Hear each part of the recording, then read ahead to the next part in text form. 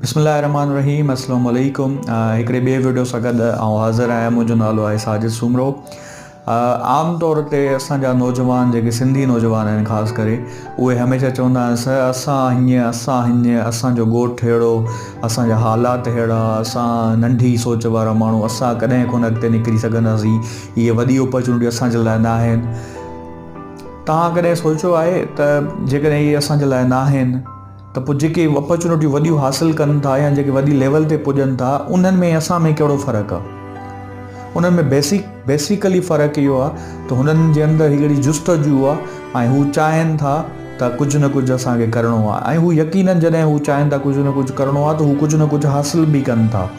छो जो रिसर्च चवे थी त इंसानु पंहिंजी सोच खां वॾो न थींदो आहे। जेतिरो तव्हां सोचींदो ओतिरी तव्हांजी कामयाबीअ जी हिकिड़ी निशानदही थींदी त तव्हां हिते पुॼंदो। तव्हां कॾहिं सोचो त हेतिरो बल्ब जॾहिं ऑन थींदो आहे त सॼे कमरे में रोशनी फैलाईंदो आहे। तव्हां कॾहिं अंदाज़ो लॻायो आहे त परफ्यूम जो हिकिड़ो स्प्रे सॼे कमरे में या सॼी सराउंडिंग में ख़ुशबू फैलाईंदो आहे। तव्हां कॾहिं सोचो आहे त जॾहिं तव्हां मानी पचाईंदा हो या भाॼी ठहंदी आहे, उन भाॼी में जॾहिं लूणु मिलंदो आहे त भाॼी जो ज़रोड़ो लूणु मिलंदो आहे ऐं उहो सॼो भाॼी जो ज़ाइको चेंज कंदो आहे। त तव्हां केतिरा छो न हुजो, तव्हांजी सोच हूंदी उन मुताबिक़ हासिलु कंदो। तव्हां हींअर बि फ्लैशबैक में वापसि वञो, तव्हां उहो ई हासिलु कयो हूंदो जेतिरो तव्हां सोचियो हूंदो। सोच वॾी रखो ऐं हालातनि खे पंहिंजे मथां हावी थियण न ॾियो। हालात असांजी फेवर में कॾहिं बि न हूंदा आहिनि, बट उन में वॾी इंपॉर्टेंट ॻाल्हि आहे चॉइसिस तव्हांजी हूंदी आहे। जे चॉइसिस तव्हां सही न कंदो ऐं जेको आहे त पोइ हालातनि ते प्यार रहंदो सॼी उमिरि।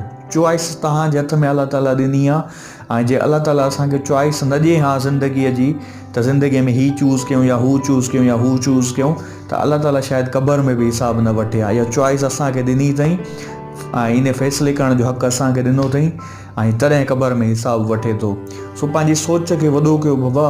तव्हां वॾनि सक्सेसफुल माण्हुनि जी हिस्ट्री पढ़ंदो, तव्हां ॾिसंदो त उहे बि वीचारा middle class lower middle class families मां आया, दुनिया जा नक्शा बदिलजी विया ऐं जेको आहे हुननि एॾियूं पंहिंजूं क्रिएटिविटी पंहिंजी तख़लीक़ सां न दुनिया में पंहिंजो हिकिड़ो नालो पैदा कयो। दुनिया हिकिड़ो जस्ट लाइक बुफ़े आहे, हाणे बुफ़े में तव्हांजे अॻियां डिशिस अवेलेबल आहिनि, जेसिताईं तव्हां टेस्ट न कंदो तेसिताईं हुनजो मज़ो न ईंदो। जेको दिलि चवे थी उहो तव्हां करे ॾिसो, ट्राए करे ॾिसो, उन खां पोइ किथे न किथे तव्हांजो रस्तो हमवार थी वेंदो।